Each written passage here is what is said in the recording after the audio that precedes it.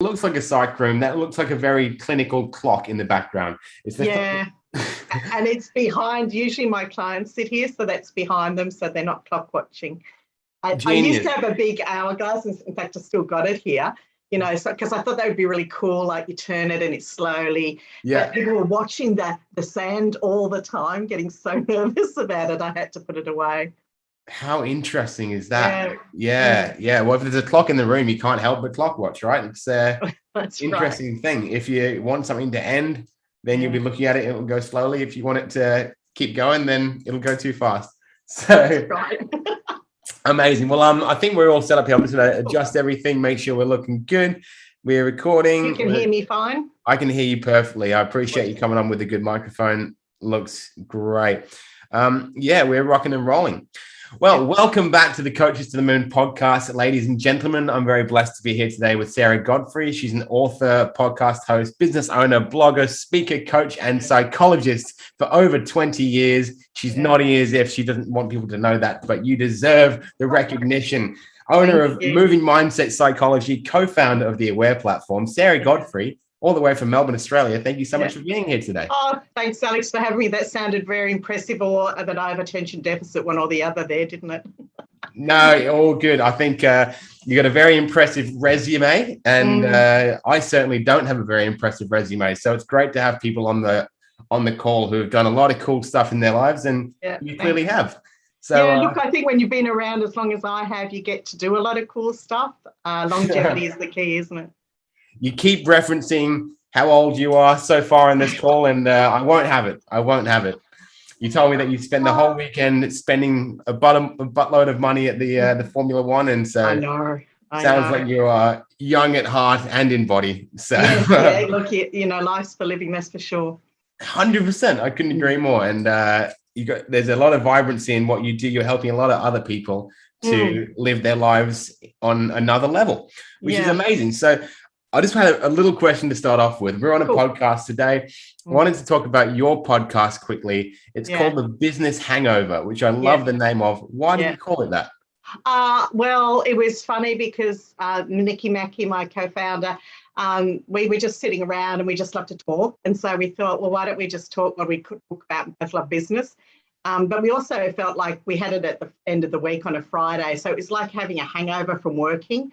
And just someone who wants to just wind down, hear a bit about business and, kick back and hear us make fools of ourselves, but talk too about what we've learned through our experiences of running businesses, helping people do businesses. So we called it the hangover because theoretically we were going to drink a lot while we were doing it, but it ended up not being that great an idea. So I just like the idea of having a business hangover, because sometimes, you can be really passionate about business, but you can get tired of it and burn out. And it was just a way of kind of refreshing our kind of energy about business. And it went really well, so much so that we transformed it into the podcast Aware, where we got sick of listening to ourselves talk. We went out and decided really what you're doing, that finding out how other people get on in life and do stuff is much more interesting. So, yeah. It's also an incredible way of getting more content and doing a lot less work. So I thought so, but most of our guests are really complicated, so I've had to do a bit of research. I think the research helps. I think whenever I go on a podcast and the person knows a little bit about me, I feel much more excited to be there when they go, Alex, tell us about yourself. It's like, what have you been doing all week? Put in some effort. So each to their own. Cool, but no, that's really, really cool. I've also had the idea of drinking and doing content. I used to be training to be a sommelier like many years ago. I spent 12 years in hospitality. And once I left the kitchen, I went front of house and I got really into wine, and I did a lot of certifications, and I had a wine blog back when blogs were a thing. And I made a trial video, which was me doing wine tastings and pairings with unusual foods. And the idea was just to get progressively drunk.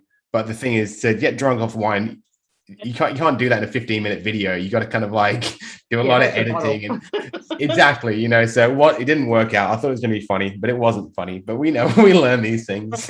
Well, I'm a secret pedophile, so you know, I'll have to ask your opinion off air on some really good Pinots that are around Melbourne. Yeah, Noir or Grigio?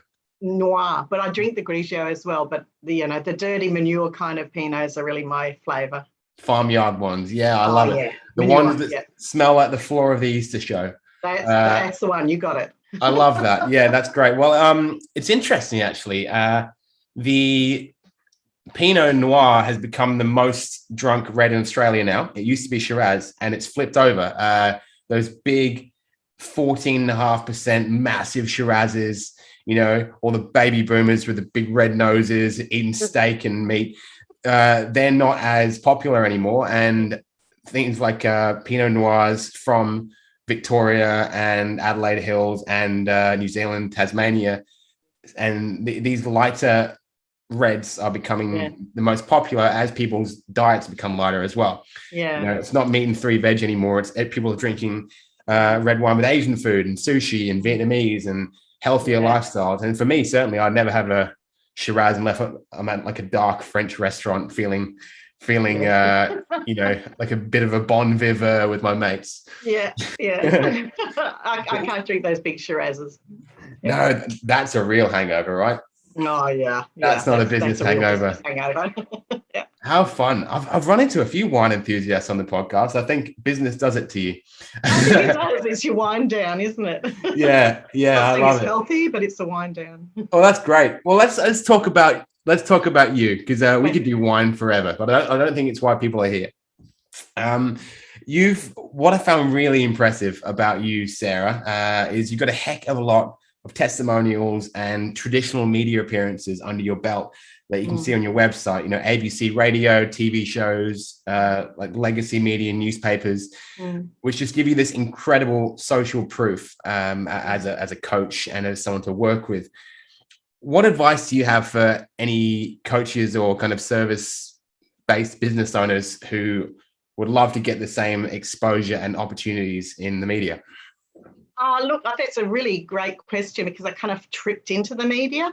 The idea is I wasn't very good with social media because being a psychologist, we're kind of closed off and we're not actually ethically allowed to advertise as psychologists. So I found that I'm pretty good at chatting, and I've been doing my job for a while, and a couple of people started to ask me whether I'd like to talk. And the trick about it is to have the confidence to be able to talk about anything. So for coaches emerging, if you're just going to read off a script or read what other people have done, some Brene Brown stuff or Susan Davis stuff or Tony Robbins stuff, no one on the media is going to be interested, because they want to hear your version, your view. So I think having a story behind you, why you're there, why you're doing it, why you have that knowledge, and having the facts just ready, available, was the trick. I love doing that kind of work because it's risk-taking, and I'm a high risk taker, because you don't know quite what they're going to ask, and neither do you quite know what you're going to say. So it takes a bit of while to get your confidence up to stand there and say, ask me anything, and I think I can deliver something. It's about your audience, you know, so you're not there to sell your business. You're there to sell the topic and inform people. Magazines are fantastic. Like, I love talking to journalists because they're always excited about a new gem of knowledge. TV is a lot more structured and hard, I think, because you've got, 30 seconds to sort of deliver the message that they want. And radio is a buzz. Radio is just great fun. Like, there's a great laugh and a great energy on radio. But because I've never done the real social media, Facebook, Instagram kind of digital marketing platform, I think it's just when I shifted to coaching, that was relevant. But I built my business from word of mouth. So I'm really old school that way. I think if you can't deliver the product, no matter what kind of flashy marketing campaign you design, it's not going to work. And there's no better way of delivering the product than having your face on a screen or behind a microphone talking. I couldn't agree more. I could not agree more. And I think the building your business by referrals and word of mouth is where we'd all like to get to. And these days, social media and advertising what I do, that's just a great kind of launch pad to plug you into an amplifier and get you out there to more people so you can get those testimonials. What I've realized in my marketing business is that I've got to be really careful who I work with, because if we do, get people in front of a lot of their target audience and then they can't deliver a good service to them, then their business goes downhill no matter what I've done. And so therefore they don't make any money off what I've done for them, and then I look like a dickhead, and no one wins, right? So absolutely. So yeah, I found that I think what I'd say to people is you've got to know yourself. I'm really big on self-awareness. You really have to know why you're there.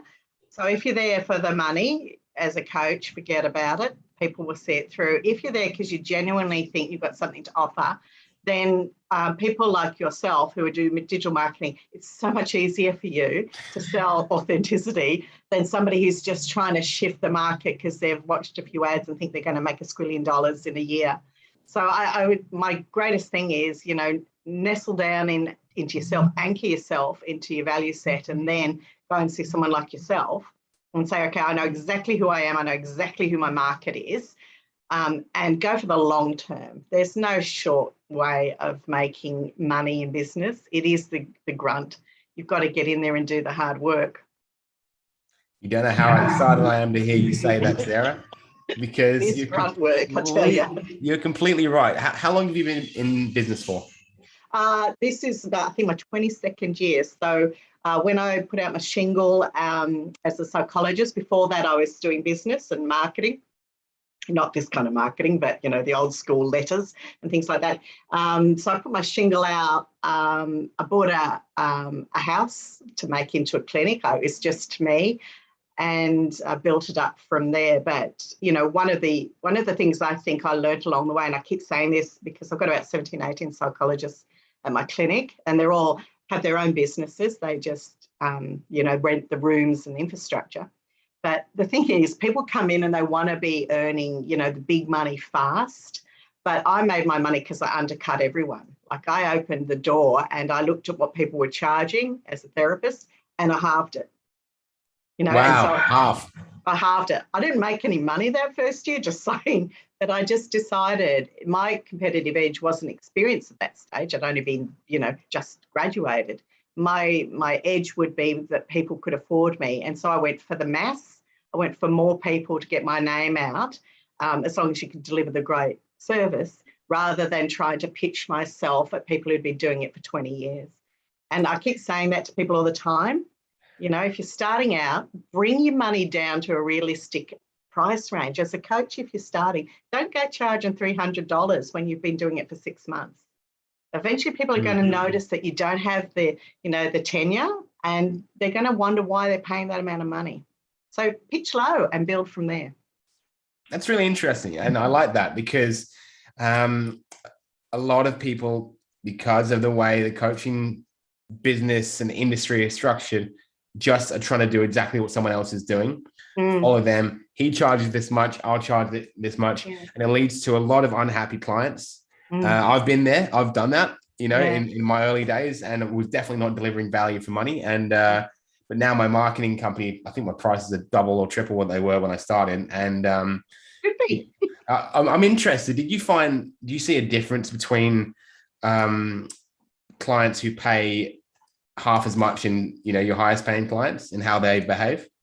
Yeah, I do. I think value for money is always the key. So for, I'm a bit of a sucker for a sub story. So between the psych work and the coaching work and the business work, my fees can range depending on the story behind the person. But there's a real lesson I've learned over the years, and that's if you give people something for free, they don't value it. I know it's nice and it's generous, but the more people pay, the more that they value what they're putting into it, and they do work harder. It's weird. But if they're only paying $80 for an hour, they give you $80 back. That's it. If they're paying nothing for an hour, then they don't understand the value of what you're giving them. So to me, that my prices go up depending on the value that people are willing to give. So like a business, Yeah. will pay a lot because they really want to make the sales and the profits, and they really want to change the culture or whatever. It just depends really, but there's a fine line, isn't there, between underselling yourself and overselling, and you'll find out where that line is because people won't pay. Yeah. 100%. 100%. I was super nervous when one of my coaches was like, you can go to that next level, man. You can raise your monthly retainer and pretty much, raise it by 50% of what it was. And it scared the bejesus out of me. But people started paying it. Some people didn't. And then I realized, the people who were paying it were better quality clients. They're the ones who send you an email saying, payment sent, appreciate you. Thanks, mate. And the cheap clients, the ones that you scrape through at $1,000 a month for a freaking service that you've made up on the spot, they're always the ones like, oh, Alex, we're not going to be able to make the payments this week. We've got to put it on pause, mate. Oh, we haven't made any sales yet. And it's like, well, you know what? I've figured out why. Yeah. So I completely respect anyone's, financial situation, what they want to invest, but you're completely right that if you can deliver the value and you price yourself accordingly, you'll get a better quality of client. They'll get better results and everyone wins, really. Yeah. So this is cool. So we're talking about your coaching career and your psychology career. Yeah. What do you believe is the main difference between being a psychologist and a coach? And do you think that qualification is important in being reputable in your coaching business? Yeah, definitely. Look, they're worlds apart. As a psychologist, we are governed by such strict standards. It's a very serious business. It's a very serious industry. It's a science. People's lives are in your hands, and you can't make mistakes, and you can't test theories, and you certainly can't regurgitate, ideas that you haven't tested or had any experience dealing with. Why I shifted was burnout. So, I love helping people, but after a while, helping unhappy people can give you your own unhappiness. So I switched gears because I was doing a fair bit of coaching at the end of the therapy anyway, when they're doing really well and like, right, what are we going to do with the rest of your life stuff? And so coaching for me is very joyous. It's exciting to meet people who are kind of well when they start. So I don't do the life coaching with unwell people. I leave that to psychologists. I do business people who want to change careers or people who want to find out more about themselves. And I find that work really positive, really future focused and really energetic. So to me, they're just worlds apart. My issue has always been the coaching industry. I know it's terrible. I say this all the time because I'm in it, but a guy rang me up once, and I really thank him for this because he wasn't ringing to say, good job, Sarah. He was ringing to say he'd seen an ad for my services, and he was objecting to it. He said, I didn't want that in my feed. And I said, well, I'm sorry, it's kind of, a Facebook ad. It just, I put dudes in there and you're a dude and, apologies, please delete it. But thank you for letting me know that you didn't appreciate it. And he said, I just want to tell you something that worries me about you lot. And I went, okay, your moment. And he said to me, I would never see a coach because all I see is coaches selling coaching businesses to coaches. And I sat back and I really thought about that. And what is the industry doing where they're not selling to people who need coaching as much as they're selling to other coaches to make money off other coaches. So I think the coaching industry needs a little shake up and a little bit more restrictions around what it's doing. Not everyone can coach. It's a real skill. Not everyone who's had an experience with a therapist can take that knowledge and work it for 100 other people. So I think it's a funny industry. I kind of love it because of the energy and some of the people I've met as coaches are just outstanding, brilliant at their job. But the kind of reputation unnerves me a little bit too. So it's a kind of mixed bag, isn't it? I love it and hate it. Can't work out. Yeah. I'm more towards the hate side of it. Honestly, I think it's a terrible industry and there's some wonderful people in it. But the reason for it being a terrible industry isn't because there's bad people. It's because, like you just said, you nailed it. Coaches selling coaching businesses to people who are not coaches, who want to become coaches, and you sell them on a dream, and then you can't deliver it. And even if you're at the top of that tier and you have a really great business and you can really help people, not everyone's built for it. Not everyone's made for it. And just because you've done a course doesn't mean you can go and change lives. And I think that's a really big reason of why I do what I do in the coaching space, because I went through it running my own health coaching business for like 6 years. And I was okay at it. You know, I made a half a living off it, and kind of like made coffee on the side and had a few clients, that sort of thing. But I learned a lot of stuff. I just saw a lot of people just chasing multiple shiny rabbits in every direction and being told that they can just make a, like a squillion, like you said. Yeah. And what we're trying to be really, really big on at my, done for you marketing and consulting for people is just authenticity. Just being like honest and authentic and yourself. Yeah. And that's why, like, I will run my podcast from my house where I'm sure you can hear my babies in the background. And I'm in like a broom cupboard, my tiny little office I've been smushed into. And if you haven't got a result, you haven't got a result in your business, don't promise it to someone else. Don't promise someone the multi-six-figure business if you're a network marketer who's never made a cent off it. Very messy industry. I'm not saying I can fix it, but the people I work with, I love to help them through. And that's why I podcast with people like you, Sarah, because you've got the breadth of experience. You can actually walk the talk, which is amazing. Look, you're so right. My big thing is we call it your KickAss Tribe or your group crew. You've got to network with people who are 100% value and the word authentic, because they can hold you steady through the tough times, but they'll also be your reality check. Like everyone who's worked for me, I've told them, if you think you're going to be a millionaire, well, that's not a lot of money these days, but a squillionaire, being a psychologist, you're wrong. You won't. You're not going to. The health industry, the coaching industry and the health industry isn't an industry that makes millions and millions and millions of dollars. We're not all Tony Robbins, and he doesn't even do coaching anymore. He sells his programs. Yeah. So I think it's really about, why are you here? So if you're here because you think it's an industry that's going to make you enormous amounts of money, then you're probably in the wrong industry. You should go and be a lawyer or, something else. Yeah. I think the objective is you will make a good income, but you've got to love it. But you're dealing with people's lives. So when you take their, 200, 300, 500, whatever you're charging money off them, that's money out of their life. Yeah.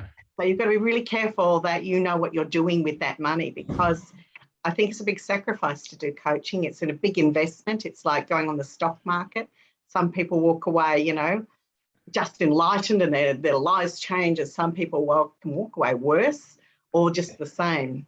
So, I think it's an interesting idea about why we're in it and what we want to get out of it. 100%. And a lot of coaches, we're not just ragging on you, coaches. We love you. You're doing. I'm one, and I'm one as well. I'm just saying the industry and the intent behind why you're doing it, because like when you go onto Instagram, for example, there is such a flood of, I can make you this, I can make you this, I can make you this. I just wish they'd stop saying I can make you, 6 figures. I'd love them to market it differently. Like, I can make you a great business person. I can make you help 20 people authentically in a year. Let's stop talking about the dollar value, because the public sees that. And all they think is coaches are wanting money, rather than what most coaches, 90% of coaches, really want to help, are passionate about helping. So I just think we've got to think about how we deliver the message differently, so people see the truth of why you go into the industry. How do you deliver your message? What's your kind of promise when people come into your coaching business? Well, the first thing I say, I'm pretty direct, and I'm challenging. I don't allow people to dodge the bullet, but I'm really here to learn from them as well. So I'm not here to tell them how to live their lives. I'm here to say, I've got a wealth of knowledge. I've met, I think, last count, I think we're laughing, something like 90,000 people I've actually sat with and heard their story. So I've got all that, and I'm going to bring it to you and say, here's what I think, let's give it a go. And if it goes bottom up, I'm sorry, but The main thing is I'm just a human being with a bit of knowledge. Yeah. And if that works for you, fantastic. And if it doesn't work for you, I'll find someone else. I know enough people that I might not be your flavor, so I can find someone who is. And then I let them choose. I let them decide whether I'm the person to trust with their business or even with their problems, whatever it may be. So my cell is probably drastically tragic, actually, Alex. It's just me. I don't have a tagline. It's just like, hello, what can I do for you? That's it. Well, that's interesting, though. But you're the one, all over the TV and radio, right? Confidence, trust-based selling, and being confident that you can help and you don't have to work off some big promise.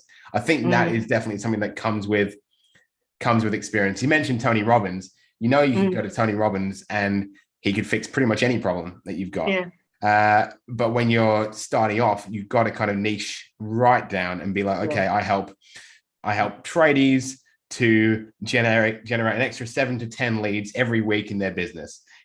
That sort of thing. And then with 22 years of experience, you can open up your promise and your niche and everything because you can do it. I want to go back to just. I was just going to say, Alex, that's a really great point for startups, for people starting up. What you just said there, get your niche, and you're right. I can niche out because I've had enough experience. But just knowing your lane and sticking in it, and even though you might feel you're stagnating in it, knowing your lane will allow you to branch out. So master one skill or one tradie group, who are great, by the way, in coaching. They really love it. I think that's a really good message for your listeners. Well, thank you. Yeah, it's people worry that they're going to be pigeonholed by saying, oh, I only work with newly divorced men, that sort of thing. I can help everyone. It's like, well, you try to help everyone, you'll help no one. If you try and catch too many rabbits, you will catch 0 rabbits. Let's focus on one, get some testimonials through the door. And then, it doesn't mean you can't work with anyone else, but in a marketing sense and trying to explain your business, if someone says I'm a life coach, it's like, okay, sweet. I've heard a lot of that. But if you say what we just said, I help tradies get 7 to 10 leads in their business every week, or I help newly divorced dads get back on the dating scene without, compromising their freaking family life. Yeah, exactly. Without using apps, that sort of thing. People are like, oh, goodness me, I know exactly what you do. I know your promise. I know the outcome. Awesome. Tony, Sarah, you guys don't have to do that anymore. People know you can help us, which is awesome. So I'm really, really curious because you mentioned something before about a lot of coaching clients come in when they're already well, and a lot of psychology clients come in when they're not well. And I understand you absolutely can't share specific stories from psychology, but in terms of getting sort of a commitment from a client to work with you and to put in the effort when that person's in a really bad place, how do you go about that? Again, it's not selling them a story. So it's not selling them that you can cure them. The idea, be it psychology or coaching, is the thing is, firstly, I can sit and hold whatever you've got to tell me. But if you're talking like psychology, there's some stories that would break most people that I've heard, that people have lived through, which is, outrageous. I started accidentally with personality disorders. So there's usually a lot of trauma around that, and ended up working in cults as well, because I'm fascinated about the fragmentation of identity and who we are and how you rebuild cults. it. Sorry, cults. Wow. Yeah. So these people these broken people taught me more about being a human being than anyone has ever done. So, and I think it's about people are committed if they believe you can in some way support them to even a slightly better place. Like, no one's looking for a magical wand, although we do laugh in our line of business and say we don't have them. But they're looking for just the truth that, do you have an idea of how I can live better? And if you can give them one thing to take away, their first session, just one idea that shows you have a plan, like in here, you've got some direction and understanding of where they're sitting, then they'll come back. It's when they look across and, the worst therapists in the world are just the nodders, We're well past the Freudian way of just nodding and doing nothing. If you can start a conversation, I saw a great psychologist talk about just be human, just be a human being and connect. I think once you've got that rapport and connection, and they can see that you're not going to be showing off and using big language and trying to prove you're really smart, you're just going to be one other person facing saying, I've got some ideas, then they'll come back. I don't think it matters whether they're well or unwell. I think it's that moment of they look across and they go, I feel safe enough to trust this person for one more session. And I always say it's every time you're engaging someone, they may not come back. So you've got that 1 hour with them to give them something, a gift, and then they may come back or they may not. That's their choice. Wow. And are you a big believer in kind of delivering value during the session, or do you like to give actionable steps kind of in between sessions, like homework? Are you a homework-based psychologist? I love a bit of homework. Yeah, because I look, the thing with getting better, be it coaching or psychology, is 1 hour is not going to do it. So I have a thing. When you leave the session, make a commitment how much time you're going to work on what we've talked about, be it if I give you a handout or a book to read, or sometimes I give them TED Talks to look at. But think about what percentage. So put it this way, if you put in 80%, that's pretty reasonable, meaning, with everyday life and everything you've got going on, and you'll get an 80% return on that investment. So 80% of your life will change. If you're going to put in 30%, that's cool with me too. I'm not here to tell you what to do with your life, but you'll only get a 30% change. And if that's all you're looking for, or if you can only muster 10% right now, that's okay. But no, you'll only get a 10% change in whatever you're trying to do. So that's a bit of my spiel is, make it into data. Realize that the energy is coming from you. I'm just giving you tools. Now, if you go and play with those tools, your life will change more rapidly than if you put the tools, on a shelf and just look at them but do nothing with them. So, yeah. It's such a healthy way to kind of give people expectations of what results they can get with you. If you put in 10%, and that's fine, only 10% of your life will change. That's wonderful, because it's the same thing with like we're talking about people making investments in their business, right? If people want to come in and do the cheap, low overheads coaching business where they hire do the course for $97, you're going to get $97 worth of results. But if, like me, you can get to the level where I'm now paying $50,000 a year to coaches, I feel like I'm getting $100,000 worth of value, pretty quickly, and it's scary as shit when the money comes out every month. But then it's like, hang on, if I look back to when I started with these guys, goodness me, what a transformation. So that's really, really healthy. Yeah, Alex, it's a good point. I mean, we kind of look at as success as our bank account, but again, that just tells us people are buying what you're selling, that they're investing in you. But, I would, with our program that we're just doing, it would be, to me, the success would be their feedback. So if someone, even that dude that gave me the bad feedback about you lot shouldn't be doing this stuff, but the feedback you get, that's the buzz for me. Yeah. And I probably can say that after having, a very successful career path. It's easy to sit back and go, oh, the money's not important. It was bloody important for me, I have to say, when I put out my shingle and charged half the price, but it wasn't the determination of success. For me, it's what are people saying about me? What are people learning? And those amazing epiphany moments when you're sitting across from someone and you say something and they go, whoop, they get it. They suddenly see what you're trying to do.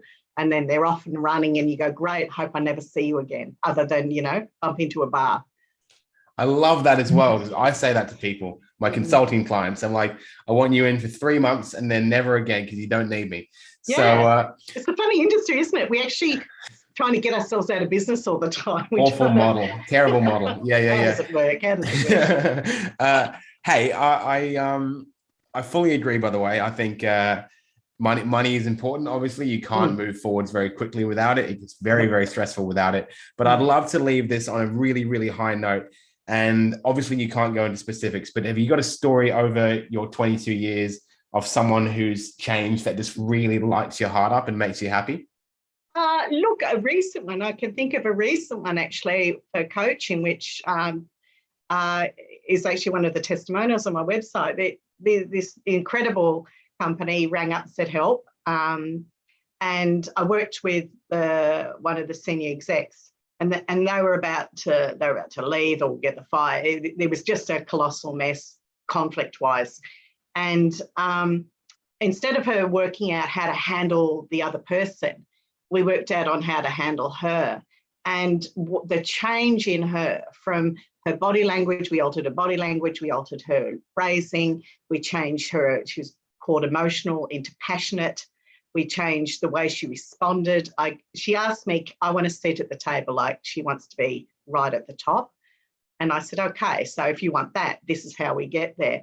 And she just, once she understood what she had to do, there's a bit of, pushback. She just, boom. And the company actually has hired me, which is fantastic, to now do coaching on a regular basis for the company. And she's flying. Like she's even, I'm so excited because she's discovered a better person than she even thought she was. She was getting stuck. And by changing the whole perspective of what she's doing, she's just jettisoned. But as a person, like, she can just let things go now, and she sees things so more clearly. And to me, that was a real buzz, because she'd lost her identity, she'd lost her sense of self, she was really unhappy. And it was about, I think, 4 sessions, and it's a game changer. That's the kind of stuff I love. I love it too. Fantastic. That's really, really exciting things that you're getting results for people, not just in their careers, tangible steps in their career, but those intangible, under the surface things, like being able to just let things slide off you, and be the best person that you didn't know you could be. So I think people are very, very blessed with you. I feel very blessed to talk to you today, Sarah. Oh, thanks, Alex. It's been fun. It's been a really fun conversation. I had like a long list of topipics, and we didn't get to most of them because we went off. Sorry, I have a tendency to just go off on the tangent. No, that's the best kind of podcast. I get them for people who give me relatively cold answers and I can't squeeze much out of them. I've got a list of things ready to go, but we didn't need it with you. We only got about good. Okay, well, 3 lines in. So, hey, thank you so much. Thank you so much for being here today. It's been a real pleasure. I am going to pop some links to your Aware platform. I know you said you're not here to plug anything, but your Aware platform is all about personal leadership and helping people to increase it. How do you do that, and why is it so important? Look, I just think the key to the future leaders is being self-aware, but there's you can get confused about being too, zen, and then you lose your professional strength. So it's about the balance between being really self-aware, but a really good business person. And it's actually modeled on me and Nikki Mackey's life. So I don't know if that's a good thing, but we've broken down, what we think a really great leader is, which is powerful, really clever, really strategic, but incredibly self-aware. And so we put it together. It's taken us 9 months, and I'm pretty pumped. The feedback's been great. So thank you for mentioning it. That's really nice. Awesome. Well, it was one of the things on my list, but I wanted to make sure we got it in there. I'll pop the links in all the videos and stuff that we'll send you. So that'll be great. Sarah Godfrey, it's been an absolute pleasure having you on the show today. Thank you one more time. Cheers. It's been a pleasure. And thank you to anyone who's been listening. Yeah. Thank you from me as well. If anyone's on live watching or listening, we love you. And if you're on the recordings, thank you again. I'll be back in a few days' time with another episode of Coaches to the Moon podcast. Until then, thank you so much. Much love.